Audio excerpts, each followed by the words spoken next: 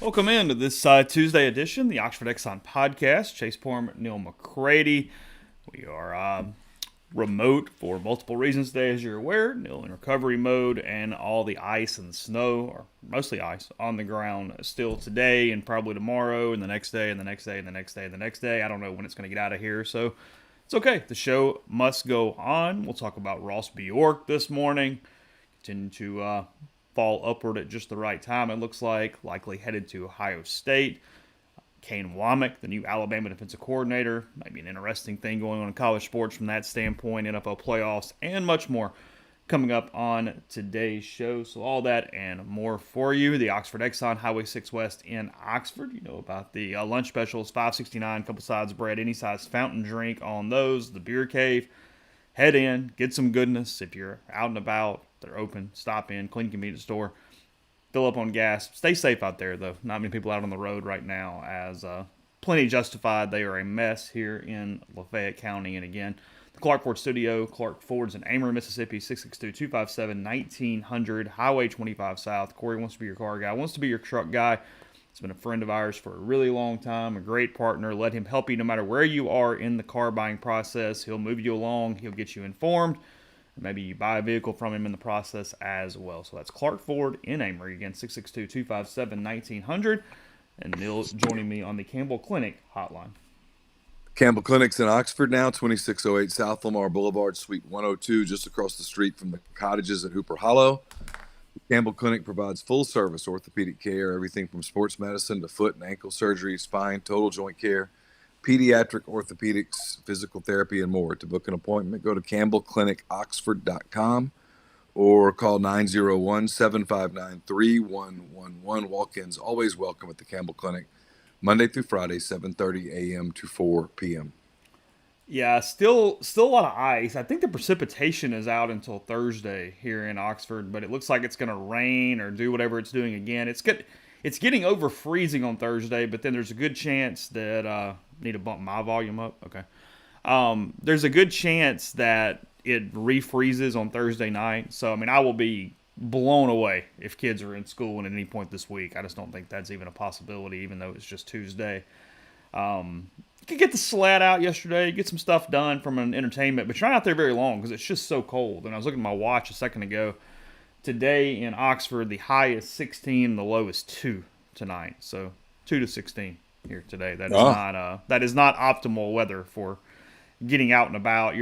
I was fine, gloves for the most part, everything on the bottom half, like when Carl Ann was trying to get out for a little while, but if your face is not covered, it just turns red and chapped and freezes within about a half hour. So you're pretty limited on how long you can be out and about and doing that. But anyway, there's your weather report. But very, very cold. I think the low is 2 today. The low is like 3 or 5 tomorrow. It does warm up on Thursday, but then it just is gonna refreeze again. So we're looking at a week of this stuff as it goes. We had just gotten off yesterday, Neal, when some of this Ross Bjork news had popped. Bjork, the leading candidate and what appears to be the only candidate at the moment for the athletics director job at Ohio State. What went through your mind? um, I think he works in one of those fields where good soldiers are always rewarded. That's what I really thought. I mean, I'm sure he wanted to get out of Texas A&M. He probably had enough of it. There's probably only so long you can stay in a place like that and take the bullets before it's time to move to a new place. And I mean, I know people make the falling forward joke, and I get it. Haha, it's funny, but I think that's it. I just think he works in one of those fields where experience and longevity is rewarded, and keeping your mouth closed and just taking the bullets is rewarded as well. And he gets to go to a place where he's fresh and new.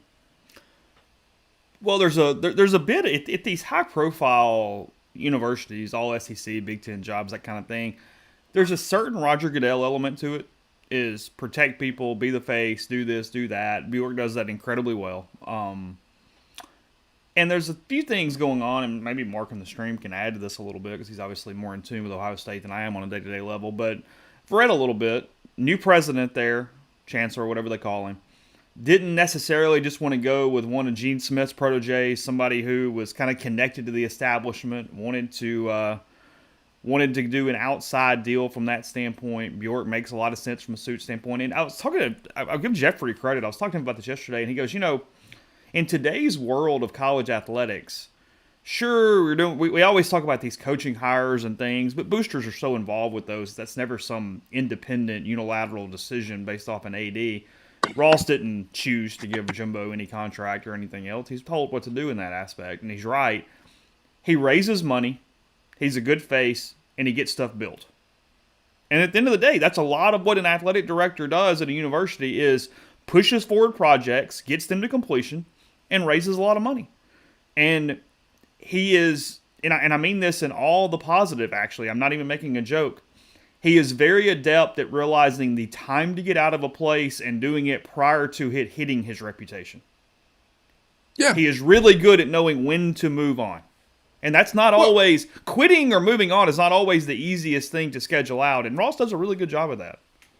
Again, I mean, part of this will be unpopular, but I don't care. The NCAA issue at Ole Miss was not Ross Bjork's fault.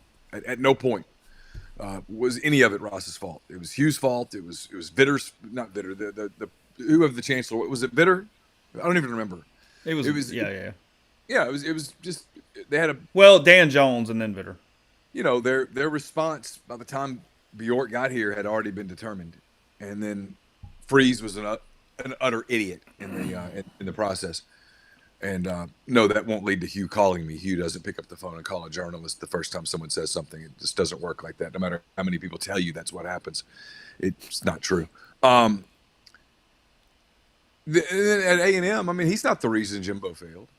He's not the reason Jimbo got that contract. He's not the reason that Texas A&M's paying $70 whatever million to Jimbo Fisher to go away. He was just a good soldier. He did what he was asked to do. And at Ole Miss, he raised the money. His athletic department raised the money to build the pavilion and to do some of the things that they did. And at Texas A&M, they've been on top of a lot of the capital stuff, like you said. And now he goes to a place that I know nothing about. I've never been to Ohio State. I've never been to Columbus. I don't know anything about the politics there or what it is they're trying to do or whatnot. But he's got experience at big programs, and so it makes sense that they bring in an experienced guy to do whatever it is that they want to do at Ohio State. And he'll probably be there 5 or 6 years before he moves to another place. What will A&M do? I just don't have enough contact there to know what route they go. I mean, I'm sure that's an attractive job. There's tons of money, tons of resources. Expectations are through the roof. It's you'd love to kind of know what Mike Elko thinks right now. Mm-hmm. But I wasn't involved in that, or I shouldn't say involved. I wasn't following it enough to know how that was involved. Was Ross even a part of that decision? Probably not. Ross probably took his marching orders and hired who they told him to hire, and he was the front man, and he was there that day for the stupid song and the dance thing that they did and all that stuff. But it just shows the war hymn. Yeah, I mean that should tell you a lot about where kind of intercollegiate athletics are at that level. I mean, he puts his arm around Elko's wife or whatever, and they do the dance and sway and sing the song, and 2 months later he's gone. It's all an act. Yeah, administrators have become every bit the mercenaries that coaches are at this point. Yeah, 100%. It's the exact same thing. Yeah. I mean, it's... 1,000,000%. And look, his resume is good. Was it very notable programs as an associate or an assistant AD? Was it UCLA? Was it Miami? Feels like he was somewhere else, and I'm forgetting. Missouri. There you go. AD at Western Kentucky, AD at Ole Miss. Got a lot accomplished at Ole Miss outside of the sanctions. Doesn't get blamed in the industry for the sanctions in any way. Gets to a Texas A&M job. Pretty good one-on-one with people. Good with names. Good with managing ridiculous booster networks like at A&M. That's going to be a thing at Ohio State too. I'm sure they got one as well. It makes sense. I mean, I mean, we take our own shots as far as like a running parody on him at times, but I mean, this is nothing to sneeze at. I mean, frankly, from both sides, I kind of get it. I go, yeah, good job by all involved. Probably makes for a bad podcast because I just sort of shrug and go, yeah, I'm having a hard time coming up with anything negative here. Yeah, I don't have the Bjork hate that some people try to manufacture. I like Ross. I mean, we joke about it, and again, I don't. He left Ole Miss because it was time to leave Ole Miss, and he's probably leaving Texas A&M because it's time to leave Texas A&M, and he's getting a job at a place that you could argue is even a higher profile gig. And I don't know what Ross wants to do. Does he want to become a commissioner or something at some point? Beats me. I don't know, but he certainly has built the resume to do that if that's what he wants to do. Yeah. The other movement yesterday, I have nothing else. If you do, feel free, but I'm I kind of don't. off the Ross part at this point. Kane going to Alabama, defensive coordinator, leaving the South Alabama head coaching job. There's a lot here from a micro and a macro level, but we'll start micro. Surprise level. Did you know it was coming? What do you feel like this just means for Kane and his career? Obviously, I the wasn't. former Ole Miss staffer. I wasn't surprised at all. Um, you know, he's 36 years old. He's got plenty of time to land the big job, and Kane wants to land the big job. He's had some opportunities. Some people have talked to him at other places. Um, Chase, it comes down to this. We can all pretend that this era of college football is healthy if we want to. We can say we love it, whatever. A lot of Ole Miss people love it right now because you're winning. That's it. But you can't build a program anywhere anymore. At a place like South, you can't build the program that you want to build because you don't have the resources to pay the players. And so when your players play well, they get tampered, pre-portaled, whatever word you want to use, and they're gone.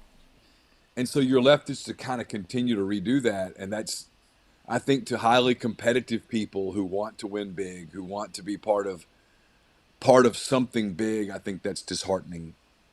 And I think that had begun to happen to him in Mobile at South. And he knows DeBoer. They were on the same staff at Indiana. They're good friends. It wasn't that long ago that Washington was playing in a national semifinal game in New Orleans, and Kane took his boys over Saw that. and hung out with them. They're very good friends. I mean, obviously, Alabama is one of the preeminent programs in the country. He'll get to coach elite players on the defensive side of the football, and this will put him on the very short list of candidates at top places at Big Ten, SEC jobs. He now will have coordinator experience at the Big Ten level, at the SEC level. He's been a successful head coach at the Sun Belt level. I think what it shows you, though, is that the line. It's the reason why this whole automatic bid for a group of five is ridiculous. We need to acknowledge that they're not the same at all. There's nothing similar. And what it shows you is a place like Alabama is going to pay him significantly more money to be the defensive coordinator than South Alabama could pay him to be the head coach. And he's got a young family. It makes sense. I'm sure it's bittersweet for him. He gets to go work for a guy that he has the utmost respect for and is a friend. He gets to coach at one of the top, inarguably top 5 programs in the country. And he'll get to coach elite players. But there's probably also a part of him that's really hard to walk away from what he's built in Mobile. I mean, you look at it, and I mean, just echoing what you said. I mean, just lost Yam Banks to Ole Miss. Best players go other places. Had a weird year in Mobile. definitely didn't meet the expectations that were kind of expected. You know, you had that huge game against Tulane to start the year, and you kind of thought that Summerall and Kane were going to run the conference, and kind of how we went into the year thinking in a lot of ways. Sunbelt's good, by the way. I mean, it's a good Yeah. conference. You can get there quickly. Yeah, it personally, I get on all those accounts. I mean, it's kind of incredible. Ole Miss played that Indiana team in the COVID year in the Outback Bowl, and most of that roster is now running Alabama from a coaching standpoint. You know, it's Tom Allen was the one who got the millions for that, and he deserved it. Who's the head coach? He hired those guys. This is not critical of Tom Allen, but when you look back, he got that extra contract off Penix and Kane and Grubbs and DeBoer and all those dudes. And I mean, you look and go, holy hell, you established a really good quarterback assistant thing that kind of carried that thing through, that sort of kind of brings legitimacy to that team when you look back 3 or 4 years later and go, wow, now that's running one of the preeminent programs of the country. It's kind of remarkable. Because at the time, we didn't know what to think of it either way. Yeah, no, I mean, you're right. And you're right. Allen gets the credit. He hired those guys. Yeah, And sure. he put a really good staff together. And when those guys left, he had a hard time replacing them, and they fell off. Um, DeBoer's highly thought of. I mean, I remember saying this to you back in the fall. There are a couple people at Ole Miss who have worked with him on previous stops, and they just rave about him. The person. We'll see what kind of coach he is, replacing Saban, all that stuff. But the guy. Here's what I can tell you about Kane, as someone who knows Kane really well. You won't meet a better person in college athletics than Kane Wommack. You won't meet a better guy. He's high character. He cares about the kids. He's ultra competitive, loves winning. A lot of people love to kind of make fun of some of the stuff they do. He's genuine. You know, they're putting together a staff that's going to be hard to dislike. You know, they're sharp. It's an elite group, and yet the expectations on them in Tuscaloosa will be off the chains. But for Kane, again, you know, if he were 46, you might look at this and go, "Man, what are you doing?" But he's 36. He's got lots of time, and so, you know, if they have some dominant year, Kane's got some natural connections to some places that might open up in the next year or two. Mm-hmm. And so is he more attractive to, you know, Florida or South Carolina or Arkansas as the Alabama defensive coordinator or as the South Alabama head coach? I would guess, given the way that this all is shaping out now, he's more attractive as the defensive coordinator at Alabama. Luke with an interesting thought in the stream. It says, I was thinking about this the other day. How does our current reaction and view of NIL and portal compare to when free agency started being a thing in major pro sports? I was too young to have an answer there, but was that a freak out moment that people weren't staying with their franchises or teams? That was before my time. I don't Yeah. know. You know, it was like what Kurt Flood and those kind of. I don't. I was. Mm-hmm. I'm not that old. Don't date you that much. I mean, I look old as hell right now and all that, but no, I'm not that old. I don't know. I'm sure. I mean, look, the whole immediate transfer thing and the ability to transfer multiple times and all of that stuff, it does look weird. I mean, you know, it does. So you can say you love it on one hand, and then on the other hand, admit that this looks kind of weird, and you wonder how sustainable it is. I think that's more than fair. I think that's kind of the dilemma that a lot of Ole Miss people find themselves in, is that on one hand, they know this is like, man, this is, everything's really fragile. But on the other hand, right now they're winning. So, hey, let's embrace it. We've got it figured out. I mean, you know, there was a story out yesterday, and like Ole Miss was mentioned really prominent in it. I can't remember who wrote it. It was The Athletic or CBS Sports or something. And I saw some criticism of it. I was like, why? There wasn't a negative word in it. There wasn't anything. No, that was not that was not a derogatory connotation at all in that story. No, it was what was discussed in Nashville at the coaches convention, and the coaches were talking about Ole Miss. They weren't saying, hey, the fact that Ole Miss is winning means this doesn't. No, they were just saying, hey, look at what they've done. How are they doing it? Kind of all eyes are on them. It's one of the one of the storylines going in the next season will be kind of all eyes on Ole Miss. They've so fully embraced the portal and the bringing in multiple guys from different places and putting them on the field together and going, okay, we got to make it work right now. Go. If it works, it's going to get emulated. If it doesn't work, people are going to dissect why it didn't work. That's just that's to me, that's all that story was. It wasn't, I didn't see anything negative in it, but people are super sensitive to any mention of the fact that, I mean, Ole Miss is highly competitive right now nationally because of Kiffin looking at the landscape and for whatever reason or myriad of reasons saying, okay, this is the way that you build this. And to Lane's credit, and I give him a lot of credit, he has said on one hand, I don't like this. I don't think this is good. I don't think this is sustainable. And on the other hand said, but as long as these are the rules, this is what we're going to do. And I give him a ton of credit for that. I mean, it's mentioned there too. It's a little bit of a, and I'm wondering if this, maybe it doesn't. This is more of just a January podcast topic. Does it change fandom in any way that we're so desensitized to the roster moves? Because, we talked about it last week with Judkins going to Ohio State. Immediately, Logan Diggs comes to Ole Miss, and you're just swapping pieces at these major programs.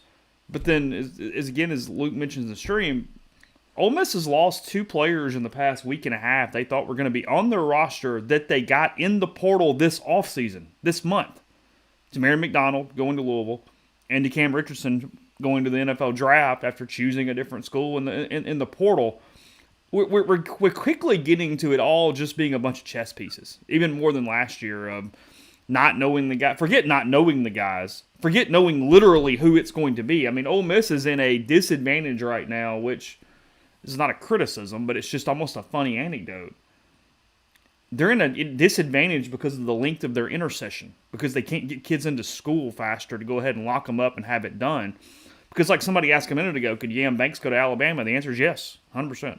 Sure. I'm not saying he is. I have no clue. But I'm just saying yes, 100%. Ole Miss is one of the last schools in the country to start classes, and that is a detriment to the portal on getting guys here and started and all that stuff. It's just, we are literally just rearranging musical chairs at this point. It is about functionality and about the actual measurables of players, and just put the pieces together, and then we'll get to August and see what the hell it looks like. And this is where 2 things. One, and Kane's crazy if he doesn't call Yam and say, hey, come to Tuscaloosa with me. That I'm sure that call will probably occur. If it doesn't, if I were Ole Miss, that would alarm me, the fact that it didn't. And then my answer on this is the same one I've given you all along, which when people go, what do you think? Is this going to work? Yeah, if you win. If you win, it works. But if Ole Miss loses a couple of games early next season that people aren't counting as losses, you don't know who these people are. You don't have an emotional attachment to them. It's the big difference between pro sports and college sports. No, if you're turning over the majority of your roster year over year, is that attractive to fans? No, it's not. At the end of the day, are you cheering for the people or are you cheering for the laundry? Because if you're just cheering for laundry, then sure, whatever, it's fine. But if you need an attachment to the people, and whenever we write a detailed story on one of these guys, people always come back with, oh, that's good to know. It's good. People like to cheer for people. Are you cheering for Caden Priestcorn or are you cheering for number 86? Because there's a difference. And,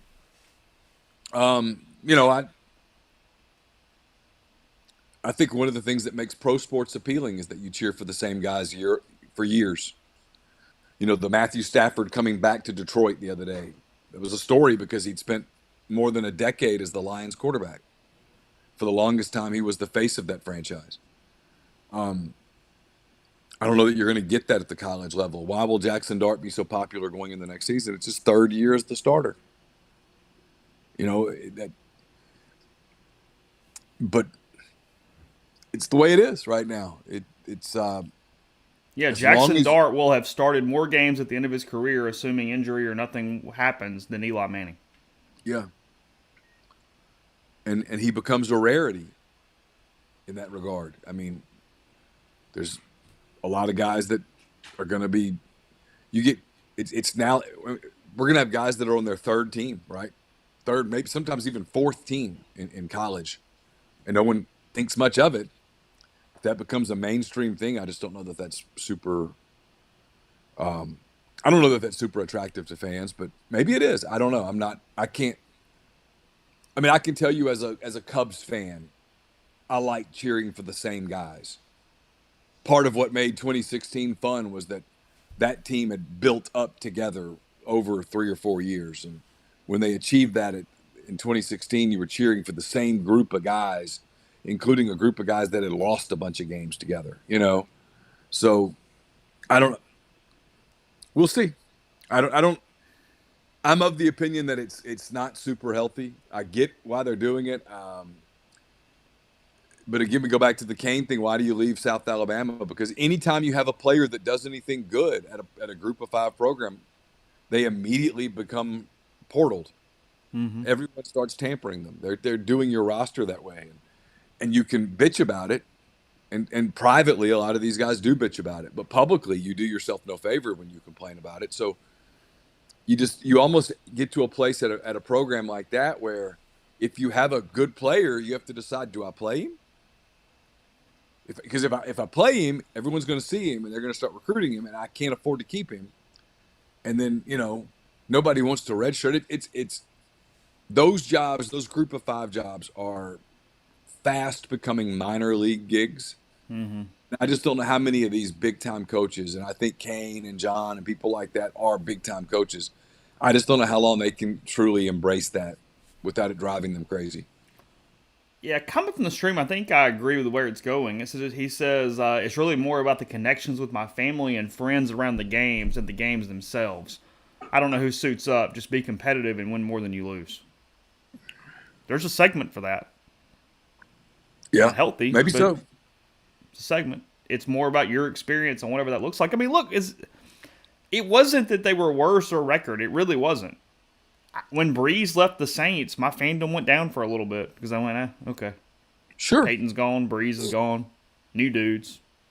I mean, I can joke about excitement, with Jameis at the time, but nah. It was different. Sure. Yeah, when the Cubs traded all those guys away in 2021? Mm-hmm. I mean, it's depressing. There were still people wearing the laundry. But it wasn't Anthony Rizzo and Chris Bryant and Javi Baez, and John Lester was gone, and Arrieta was gone, and all the guys that, helped win a title were all gone. Speaking of Ole Miss's 2024 football season, they play Florida, the second to last game of the season. We've documented the Gators' turmoil and then the way that thing finishes with 5 very difficult games to close their season. Yesterday, Scott Strickland was asked about Billy Napier's job security. I think hot seat was the word the person asked.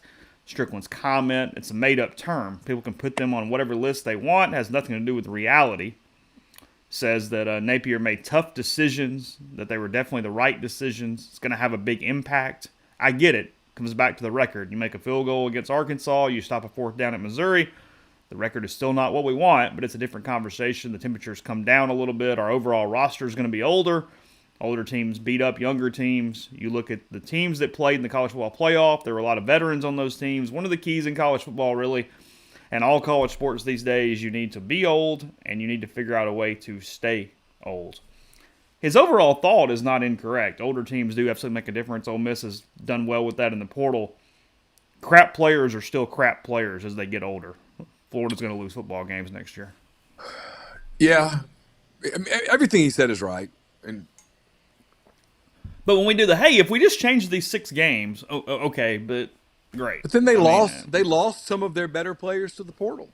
Yeah, one of them's playing defensive end for Ole Miss. Guys who are older, they lost them to the portal. And I don't know.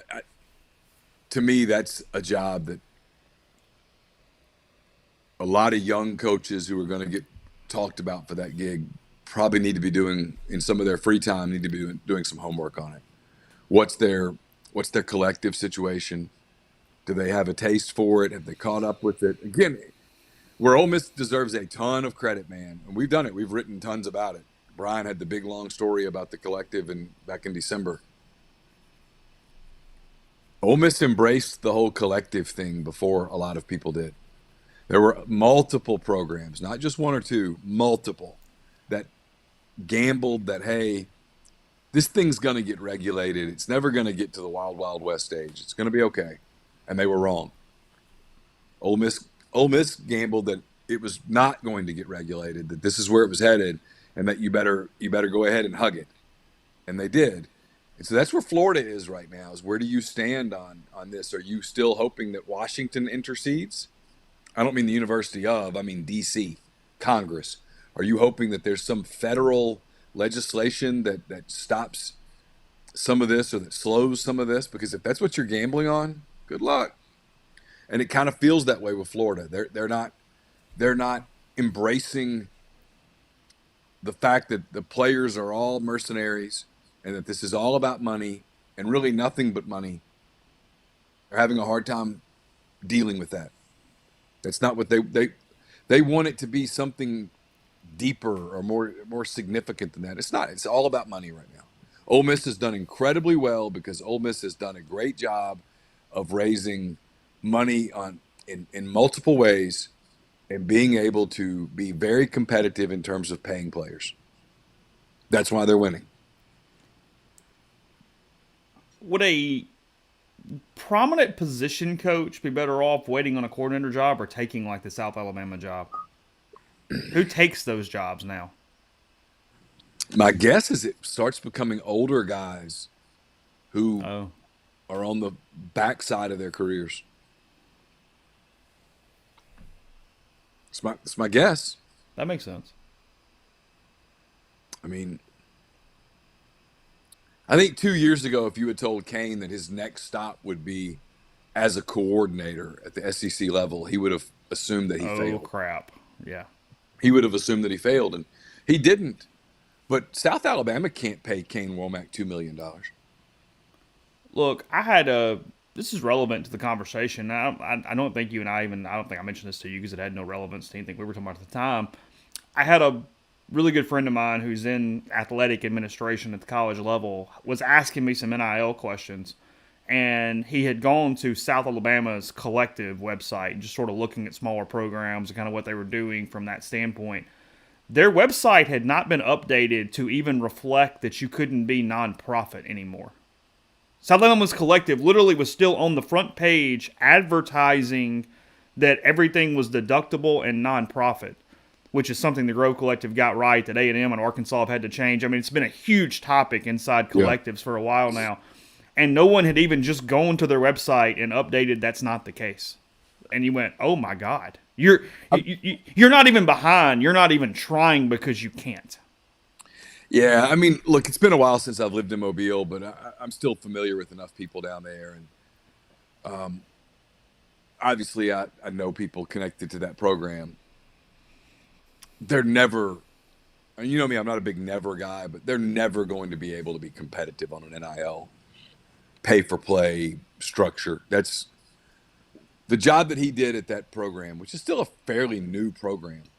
The job that Kane did was remarkable. He did a great job in getting people to come to the games, to invest emotionally. But that's still, I mean, that's an Alabama town. It's an Auburn town. It's an LSU town. You're just not going to have people invest in your NIL program for the most part. And so if you're South Alabama today, losing a really good young coach that everybody loved, it's probably very disheartening. It's probably a lot of cold water in your face. Like, well, where to from here? Who do you hire now? I mean, how do you make it fun for students? How do you make it fun for people to, they did a lot of the Thursday night stuff where, like, hey, Alabama's playing on Saturday, Auburn's playing on Saturday. Let's be everybody's second favorite team. Mm-hmm. It's going to be hard to find the guy to do that and to remain competitive in a really competitive conference. It'll be tough, but again, I mean, I don't blame Kane at all. Makes all this. I don't know. In fact, I don't even know how you would even think about turning it down. Ole Miss did announce the hiring of Eric Wood yesterday, the Louisiana Tech athletics director, headed to Ole Miss as the senior deputy AD, replacing Alan Green, who's now with Danny White at Tennessee. Getting back in your neck of the woods there, Neil, with Eric Wood. Yeah, I didn't mean to pun that, but yeah. I don't know anything about him. Again, I've been out of Ruston for so long that I don't really I don't really know anyone there. If you had asked me yesterday morning who's the AD at Louisiana Tech, I would not have been able to name his name. I think he might have had a comment protecting, as he should. This is not a criticism, and even 1% on a scale of 100. In that Lane Burroughs Ole Miss kerfuffle about the lightning delay with La Tech or whatever a couple years ago. So Yes. I think I had his name in like the very back of my mind from that. But yeah, otherwise, no clue. Couldn't have picked him out of a lineup. Couldn't tell you where he's been. Couldn't tell you anything at that point. So, but either way. He's headed to Ole Miss, deputy senior AD, senior deputy AD, whatever it's called. Number two man below Q. You're hiring somebody that has some experience from the outside, making decisions and that Oh, kind of sure, thing. it's fine. So it's in terms of having somebody who can be a bit of a sounding board. He's probably And that. it's the same thing we just mentioned. It's a group of 5 job where even as the AD, you're better off being the number 2 in an SEC school. Oh, 100%. It was a step 100%. up for him. Absolutely. I mean, what are they? Conference USA at Yeah, Tech? I think so. I mean, just irrelevant. Mm-hmm. And Tech attendance is down, way down. And when I was a kid growing up there, they drew more people than that. I don't know how it works at the Group of 5 moving forward. I really don't. And I do know the answer, but the answer is so difficult for them to absorb, so they all just spit at it. The answer is you form a second division and you compete for a championship inside that division. Yeah.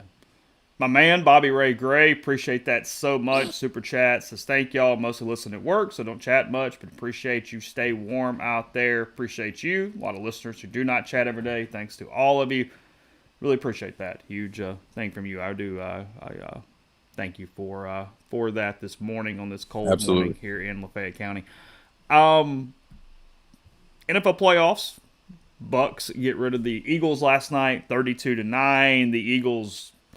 The fact that team I think was 10-1 at one point this season, they suck. They're injured. They suck. I mean, a guy who was in the Super Bowl a year ago, Sirianni, probably a moderate level of hot seat today as we get another round of potential firings. I mean, you're talking about Sirianni. Mike Tomlin walked off the lectern yesterday when asked about his job security moving forward. He just left. Tomlin, he's a top 5 NFL coach. They win. They have winning records every single year. His consistency is phenomenal. They don't have a playoff win since 2016. I knew it had been a while. Yeah. Playoff wins are hard to come by. But here's the deal. Of all the options and all these at least retread situations that we're talking about, if I'm the Falcons, if I'm the Cowboys, if I'm whoever, if I'm a team looking for a coach, I'm not doing anything until I see if Mike Tomlin's available. I'm not hiring Bill Belichick when Mike Tomlin's potentially out there. So Belichick interviewed with the Falcons. He's got more interviews coming up. Yes or no, is Bill Belichick a head coach in the NFL in the fall? 100%. Yeah. Yeah, I agree. And it is a huge mistake for whichever franchise does it. He's not going to win. He's past it. Great coach. I'm not minimizing his career in any stretch of the imagination. However, it's over. He's not turning around the Falcons. Not unless they get a please, quarterback. Atlanta, hire him. Please, do it. I'll send Tyler Jordan a gift basket. I mean, it's no, come on. So the Bucks now go to Detroit. That is correct. Yes. So what are my games this weekend coming up? Since Yeah. I'm late here, waiting. You're going to get to watch every bit of them. Yeah. Hold on. Although I'll get yesterday I was all excited about Buffalo, Pittsburgh, and by the second quarter I started watching The Office. I stayed with it a little longer because I decided I was just going to be stubborn. And it did get to 21-17 or 24-17 or whatever it was, but Yeah. at no point did I feel like Pittsburgh was winning that football game. Yeah, I kept it on the other screen, and I would look at it, and I was like, yeah, but they're not doing anything. And I like the Bills. I kind of find myself always pulling for Buffalo for some reason. I don't have a good reason for that necessarily. So, all right, on Saturday we've got the Houston Texans. They are in Baltimore to face the Baltimore Ravens. Okay. That is a 3:30 game on ESPN, ABC, and the line on that game is Baltimore minus 9.5. Whew. So Big number. Texans getting 9.5 in a playoff game in Baltimore. Then one seed Ravens. Ole Miss connection wise, the Ravens cut or waived Laquan Treadwell yesterday to make room for a roster spot. So he's currently looking for his next gig. And then your nightcap, 7:15 on Fox, the Green Bay Packers at the San Francisco 49ers on Saturday. They're in Oh, Santa Clara. that's interesting. Have you Same seen some line. of the? Not, by the way, 9.5 to 10 is on that one too. So two really big lines for playoff games on Saturdays. Have you seen some of the breakdowns of what the Cowboys tried to do against Green Bay? I have not. No. The offense was so simple. They didn't use motion the way that most teams use motion. Ran just a lot of very simple route trees. And so I mean, it makes you wonder, do they not trust Prescott, or can he not handle it? It just it's so simple. And by the way, what's up with his cadence? I don't know why he does that. Yeah, I don't know. I I did not realize that's what did he do that all the time? Yeah, here we go. That's it? I mean, you kind of knew when to attack as a defensive lineman. You could sort of time it. Anyway, I my early guess, and I guess we'll have to do picks, is yeah, Niners cover and then the Texans Ravens game is actually competitive. I think that's kind of where I'm sitting right now. Early. I don't I hate kind of both favorites. I want Houston to win, so Yeah, I'm biased. If I can be biased against a team I don't cheer for, feels like for a young quarterback making his second playoff start feels like a lot. at Baltimore feels like a daunting exam. It does. And Jordan Love's in a similar situation a little bit too, although not obviously more experienced than Stroud. So what are the Sunday games? Tampa at Detroit, That's two the noon o'clock. game. It's Okay, 2 o'clock. 2 o'clock. Yeah. Detroit -6, Okay. and then obviously the one that most people are interested in, Bills Chiefs. It is at 5:30 on CBS. In this one, it is in Buffalo. Patrick Mahomes' first road playoff game. This is amazing. Yes, he has played 15 playoff games, I believe is the right number, and they have been at home or in the Super Bowl. Unbelievable. That is unbelievable. Yes, and in this game, the Buffalo Bills are a 2.5 point favorite. Okay. If you like a money line on an underdog, you can only get plus 120 on Kansas City, so no value there. You can get plus 220 on the Buccaneers, so a little better than 2-1 money if you think that they can go into Detroit and win. I don't, although they did play really well last night. If you like Green Bay, you can get a plus 340 money line on Green Bay in San Francisco. And then in Houston and Baltimore, it is plus 350 if you'd like the Texans straight up against the Ravens in that one. So they do not want you betting on Baltimore or San Francisco. They are putting 450 and 460 on those two odds. It it's a good week because it's a great week of divisional games, and hopefully we get really close stuff. But I'll be honest, from a straight matchup standpoint, I kind of go meh a little bit on a couple of them. Like I don't believe in Tampa Bay, so I think Detroit's advancing. I do too. So we're going to get Detroit at the Niners, Probably. Bills at Ravens. If we can get the Chiefs out of here, yes. Oh, how happy would you be to get the Chiefs out? I'll admit it. I'm so Taylor Swifted out that I want the Chiefs to lose so badly. it is oversaturation. I don't really like the Chiefs anyway, even before the Swift thing. Like, I just Right. pull against them in the same way that I pull for the Bills with no Yeah. emotional connection whatsoever. And it's an interesting stat, though. I mean, he's played on some damn good teams, and he's been good. I'm not taking anything away from him with Patrick Mahomes. Tupelo Reb saying in the stream that if Mahomes wins the Super Bowl, he'll have more playoff wins than Peyton Manning at 28 years old. Mahomes at 28, Manning for his career, obviously. Yeah. Oh, I mean, I'm not taking anything away from his greatness. I'm sick of his team. Yeah, Buffalo is where I'm looking here. Look, in a perfect world for me, that I would just really sit down and find it entertaining as hell. Houston at Buffalo, if you could find a way to get an upset in that other game. But Yeah. I like Baltimore's fun to watch. Baltimore Buffalo would be a lot of fun. It's the big All test in though there. with big test with Baltimore is they've always with I don't think it's fair to pin this on Lamar Jackson, but during the Lamar Jackson era, they have not been a good playoff team. Mm-hmm.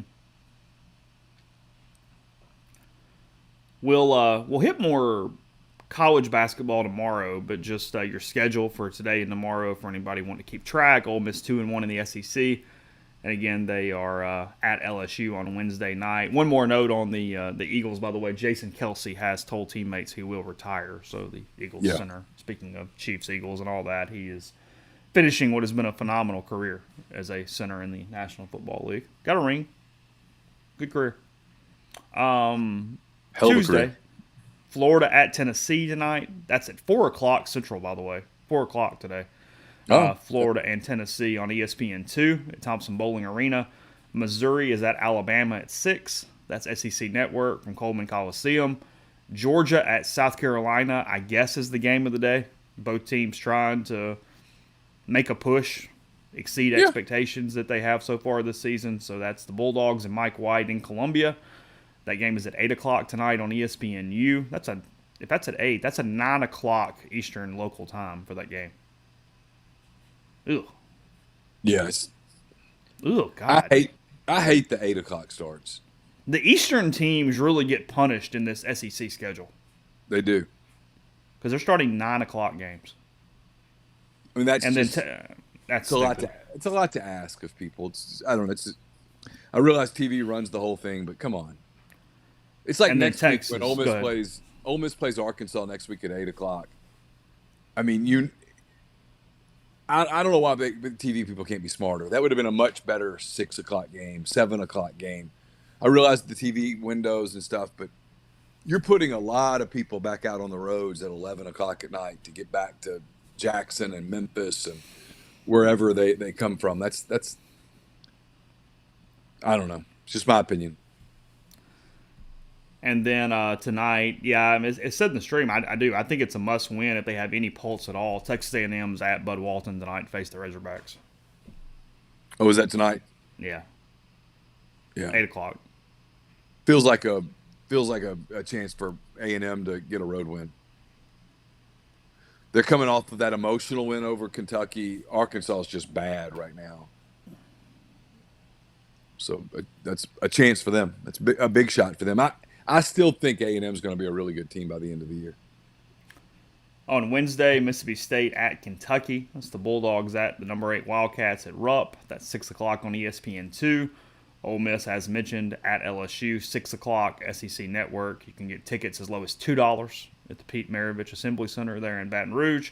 And then Vanderbilt will win a road game. Auburn will win a road game. They are in Nashville to face the Commodores at 8 o'clock from Memorial Gymnasium on Wednesday. So that is your SEC midweek slate. Not a lot of games that really stuck out. I guess State, Kentucky, and then Georgia, South Carolina tonight. A&M, Arkansas has a little bit of intrigue, but for weird reasons. And then Ole Miss, if you're going to get one this week, it's the one again on Wednesday. It is a winnable game in Baton Rouge. But LSU is playing a little better. They're not quite as bad as they were to start the season. So it's there. No, they've played fairly well lately. But yeah, you're right. It's a chance if you're Ole Miss and you get a win on Wednesday night, you turn that Auburn game into a free shot. Oh, and it is anyway. I mean, in no world that you're trying to get to 9 or 10 did you circle Neville Arena as one of the 9 or 10. No. Come on. No. But if you're 3-1, you get to really take it like, hey, man, free shot, nothing to lose here. Worst case, you're 3-2 at the end of the week, and You get Arkansas at home, and then I think they finish next week at South Carolina. Is that right? A&M. At A&M, yeah. So And then 2 home games the week after. 2 hard home games, but 2 home games nonetheless. The Bulldogs, State, and Auburn. oh yeah, that's interesting. Yeah. So LSU, tomorrow's the one. If you're trying to add it up and get there, definitely a game Ole Miss needs. Again, 6 o'clock there from Baton Rouge for that one. I have not looked at metrics, but nobody played yesterday, so it hasn't moved. But I mean, here's the deal too. Ole Miss, outside of the game at Rupp, so 2 of their 3 hardest games they will have already gotten out of the way by Saturday, at Tennessee and at Auburn. Yeah. You still got at Kentucky left. So I've got this question in my mailbag. What's your opinion? What's the number of SEC wins Ole Miss has to get to make the tournament? 10 would allow them to go to the SEC tournament and not even worry about it and just be in. If you go 9-9, you're relying on stuff. Maybe to win a game is it Nashville? I don't know where it is. Yeah, it's Nashville. Win a game in Nashville, maybe just to get a lot of help on other ways. So you think they got to go 8-7 the rest of the way? Yeah, I think that's right. I do too. To feel really good about it.